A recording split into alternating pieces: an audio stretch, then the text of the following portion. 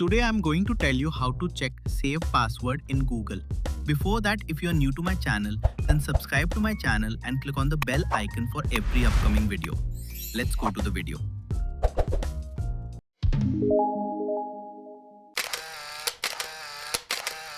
First of all, you have to open Google. After opening it, you will see your email ID at the top. You have to click on it. Here you have to click on Manage your Google account.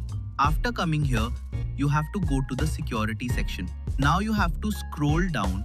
Here you will see the password manager option. You have to click on it. Here you can see all the passwords saved in your Google account. They will be shown here. You simply click on the app whose password you want to check.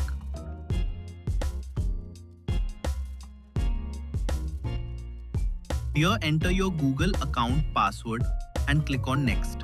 Now you can access the passwords of this app easily.